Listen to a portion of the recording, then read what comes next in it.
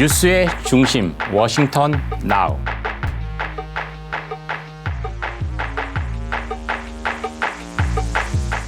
안녕하세요. 정인설의 워싱턴 나우입니다. 오늘은 파월과 푸틴의 그 오묘한 관계에 대해서 한번 얘기를 해보겠습니다. 전쟁은 언제 어디서나 정당화될 수 없습니다. 이 트윗이 보일지 모르겠는데 트위터가 하루에 1달러도 안 되는 돈으로 살아가는 사람을 살상하기 위해서 1시간에 4만 달러를 들여 공이 8개죠. 1억 달러의 비행기로 10만 달러의 폭탄을 투하해서 인명을 살상하는 게 현대전이라는 거죠. 이 무모한 짓이 전쟁이라는 거고요. 가끔 테러 세력을 퇴치하기 위해서 불가피하게 할 수 있지만 이번 러시아의 우크라이나 침공은 더욱더 정당화될 수가 없겠죠. 나토의 동진이 그 명분을 줬다고 하지만 이번 사태의 본질은 어디까지나 제가 보기엔 자작극, 러시아의 자작극에 가깝다라고 보고 있습니다. 친러시아 정부가 있는 돈바스에서 푸틴 대통령의 왼손과도 같은 돈바스에서 도와달라고 하니까 내가 도와줄게 라고 하면서 동시에 침공을 했고 키예프에도 또 하나의 돈바스를 세우기 위한 게 이번 러시아의 우크라이나 침공인 거죠. 친서방 정부의 싹을 우크라이나에서 완전히 잘라버리고 말 잘 듣는 친러 정부를 세우기 위해서 한 행동입니다. 푸틴 대통령이 이 뜻대로 이게 관철이 되느냐가 이번 주에 최대 관심사겠죠. 둘 중 하나입니다. 밤마다 키예프 침공 우려를 견디고 있는 그 함락 공세를 버텨주느냐가 관건이 될 것 같습니다. 그 과정이 100% 무력으로 되느냐 아니면 현지 시간으로 내일 아침부터 있게 된다는 협상이 잘 돼서 그 무력 충돌을 좀 예방할 수 있느냐가 중요한 관전 포인트가 될 것 같고요. 최악의 경우 푸틴 대통령이 민간인에 대한 우크라이나에 대한 유혈 사태를 감수하면서까지 키예프를 함락하는 군사작전을 감행할 수도 있을 것 같습니다. 서방 국가들은 상황이 여기까지 와서 이미 러시아에 결별 선언을 했죠. 러시아를 세계 무역 지도에서 아예 지워버리면 이런 문제가 발생할 수 있어. 구체적인 문제가 발생할 수 있어라고 생각되는 업종과 분야의 주가가 이번 주에도 출렁일 수 있을 것 같습니다. 이런 우크라이나 사태가 인플레이션 그리고 긴축 정책에는 어떤 영향을 미칠까요? 긴축 속도를 좀 조절할 수 있을까요? 파월 의장은 이 부분에 대해서 어떻게 생각하고 있을까요? 그 예고편에 대해서 오는 2일 수요일 미국 시간의 수요일에 알 수 있습니다. 파월 의장이 2일과 3일에 연달아서 미국 의회에 출석합니다. 2일엔 또 페드의 경기 판단이 들어가 있는 베이지북도 나옵니다.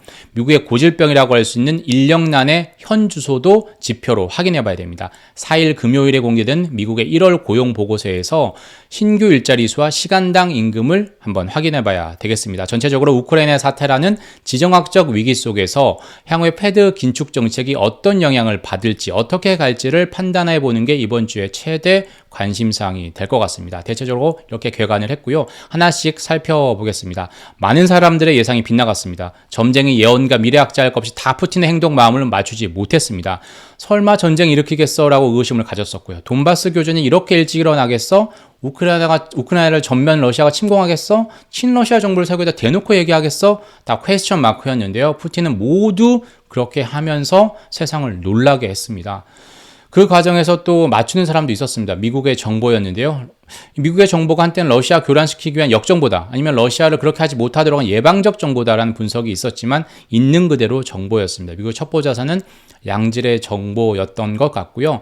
실례로 푸틴 대통령이 전쟁을 일으키기 쉽지 않을 거라는 예상이 많았었던 시점에도 바이든 대통령이 푸틴은 이미 침공을 결심했다. 수차례 반복을 했었죠. 저도 설마 그랬는데 그게 결국 맞았죠. 16일에 러시아가 공격할 것이다 라고 얘기를 구체적인 정보를 공개했는데 돈바스 교전이 일어난 게 미국 시간으로 정확히 16일 밤이었습니다. 현지 시간은 17일 새벽이었고요. 또 지난 23일에 블링컨 국무장관이 오늘 밤에 러시아가 전면 침공할 수 있다고 했는데 설마 했는데 정확하게 미국 시간으로 그날 밤 유럽 시간으로 새벽 5시에 러시아가 우크라이나 주요 도시를 동시다발적으로 공격 침공을 했습니다. 또 푸틴이 우크라이나 친러 정권을 세우려 한다는 얘기도 한 달 전부터 미국과 영국 정보당국에서 흘러나왔는데 정확히 맞았죠. 이제 남은 건 키예프의 함락 가능성입니다. 정보당국도 키예프 함락당한 건 시간 문제야라고 얘기를 했고 러시아도 하루 이틀 만에 될 걸로 생각을 했는데 결과적으로 오판이 됐죠. 예상 밖의 우크라이나의 전국민적인 저항 때문입니다. 화염병으로 러시아 전차를 막아내고 있고요. 결혼을 앞당기면서까지 동반 입대한 20대 우크라이나 부부도 있었고 안 와도 되는데 해외에서 저항 입대한 청년들도 많았고요. 이 우크라이나 어린이들조차도 이렇게 응원을 하고 있다는 사진이 SNS상에서 돌고 있죠. 그리고 하나 빠질 수 없는 게 볼로디미르 젤렌스키 대통령의 재평가입니다. 탈레반이 아프가니스탄을 점령했을 때 다 아셨던 건 제일 먼저 도망간 이가 누구였죠? 아슈라프 가니, 정말 가니, 아프간 대통령이 제일 먼저 줄다름질 쳤습니다. 하지만 이것과 달리 젤렌스키 대통령은 키예프를 떠나지 않고 끝까지 자리를 지키겠다라고 얘기했습니다. 심지어 미국이 망명 제안을 했는데 이것도 거부했다라는 소식이 알려지면서 전 세계적인 영웅이 됐죠. 코미디언 출신으로 다소 경박하고 행동이 가벼운 거 아니냐 이런 비판을 받았었는데 이번 사태로 존경받을 만한 리더, 푸틴 대통령처럼 군림하는 보스가 아니라 앞서 나가는 리더의 반열에 올랐다는 평가를 받고 있는 거죠. 현재까지는 우크라이나 국민들을 중심으로 결사항전을 버티고 있는데 러시아가 언제 작전을 바꿀지, 푸틴 대통령이 언제 마음을 바꿔먹을지 모릅니다.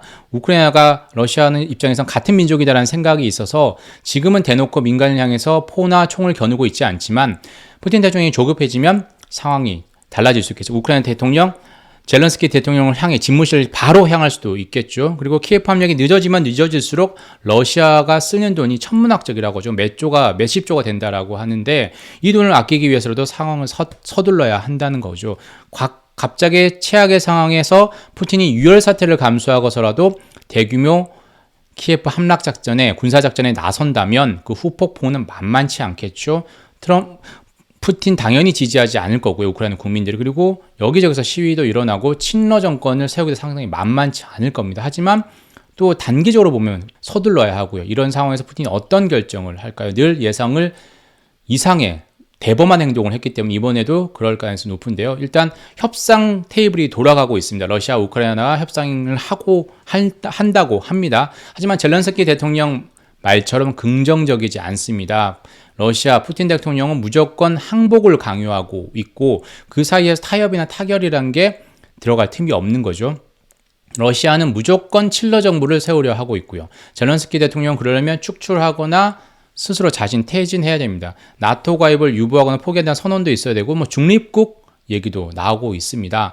괜찮은 출구 전략, 타협점은 아마 무조건 항복, 러시아의 요구사항과 젤렌스키 우크라이나의 요구사항의 중간 정도가 될 텐데 과연 푸틴 대통령이 그걸 받아들일 수 있을지가 관건이 될 것 같습니다.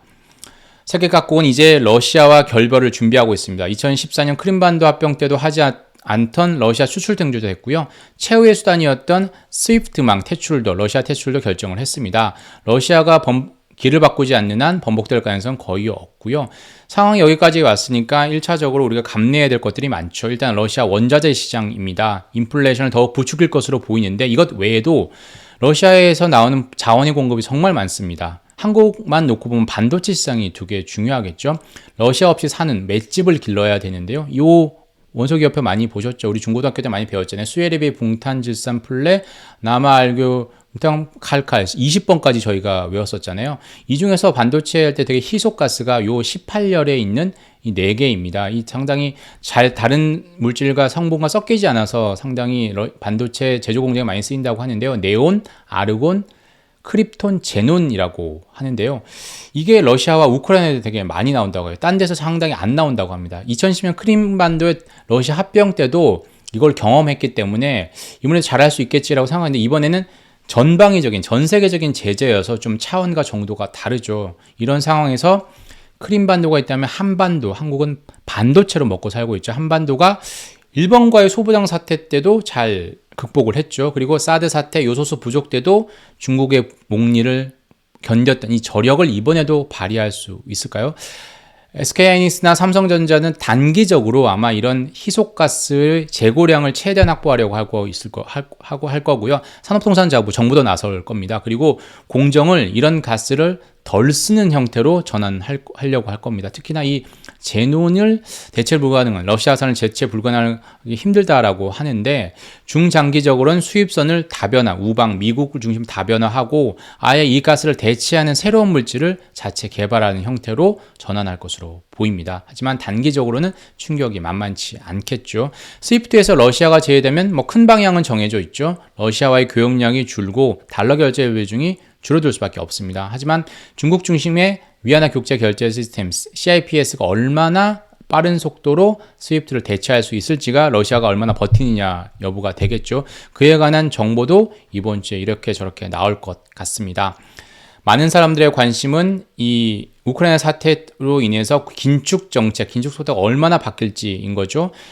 우크라이나 사태 때문에 원자재 시장을 중심으로 해서 인플레는 더욱더 악화가 되겠지만 불확실성이 더 커져서 긴축 정책의 완급 속도 조절을 하지 않겠어라고 전망을 하고 있습니다. 이게 파이낸셜 타임즈의 1월 말 한 달 전의 기사입니다.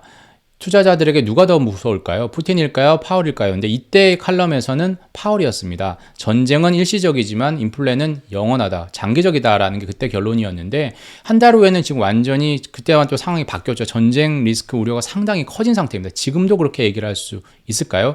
그 부분에 대해서 그 마음속으로 알고 싶습니다. 푸틴 한길 마음속도 알 수 없었는데 파월 의장의 마음은 조금이라도 더 알고 싶습니다. 그걸 힌트를 미국 동부 시간으로 2일, 3일 각각 오전 10시에 알 수가 있습니다. 파월 의장이 미국 하원과 상원 증언대에 서는데요. 특히 좀 더 구체적인 질문이 나올 걸로 보이는 2월 2일 하원 증언대에서 좀 더 파월 의장의 입을 주목해야 될 것 같습니다. 아마 의원들이 이번 우크라이나 사태가 긴축 정책에 영향을 주는지에서 꼬치꼬치 캐물을 거예요. 그 부분에 대해서 아마 파월 의장이 대답을 할 겁니다. 3월 금리 50bp 빅스텝 할 건지, 근데 좀 가능성이 되게 상당히 낮아졌죠. 과연 그런지. 또 FOMC 때마다 7회 대금리를 올려서 연간 7회 금리를 올릴 건지에 대해서 파월 의장이 이런저런 선문답 형태로 큰 분위기를 풍길 수 있겠죠. 그걸 좀 주목을 해야 될 것 같고요. 인플레이션 전쟁이라는 것에 대해서 파월 의장이 어떻게 생각하는지, 이전 생각과 똑같은지 좀 들어봐야 될 것 같습니다. 파월 의장뿐만 아니라 최근에 스타가 되고 있는 제임스 블러드 세인트루이스 연은총재, 보스틱 연은총재, 매파로 분류되어 있죠. 이런 사람들도 이번 주에 차례차례 공개석상에 서서 발언을 주목해야 될 것 같습니다. 경제 지표도 나옵니다. 페드의 양대 맨데이신 물가와 고용 지표인데, 고용 시장은 파월 의장 말대로 탄탄합니다. 한데 문제는 인력난이죠. 물류난과 함께 공급망 사태를 장기화시키고 있는 주범이기 때문인데요. 이 인력난이 좀 괜찮아졌는지를 볼 수 있는 지표가 미국 시간으로 4일 금요일에 공개가 됩니다. 미국 노동부가 발표하는 Non-Farm Payrolls, 비농업 고용 신규 일자리 수인데요. 실업률도 중요하지만 좀 더 중요한 건 최근엔 시간당 평균 임금이죠. 인력난이 얼마나 나아지고 있는지 아니면 더 악화되고 있는지를 볼 수 있는 지표이기 때문인데요. 계속해서 그 인건비는 올랐습니다. 사람 구하기 힘들어서 그런데요. 지난 1월에는 23센트 올랐고 1년 동안 5.7% 상승했습니다. 특히나 접객 업종을 중심으로 해서 계속 오르고 있는데 이번 달 2월에는 어떤지 한번 살펴봐야 될 것 같습니다. 전체적으로 이번 주에는 인플레이션이라는 고질병 속에 전쟁 공포라는 갑자기 생긴 급성 질환까지 얻은 상황이라고 할 수 있습니다. 두 질환이 합병증을 일으킬지 아니면 EJ가 돼서 좀 불확실성이 커져서 긴축 정책을 속도 조절을 할 수 있을지, 또 다른 병을 만들지, 망각하게 만들지 있을 수도 있을지 한번 살펴봐야 될 것 같습니다. 이 또한 지나가리라 긍정적인 생각을 하면서 훌훌 털어버릴 수 있기를 기대해 봅니다. 지금까지 정인설의 워싱턴 나우였습니다. 감사합니다.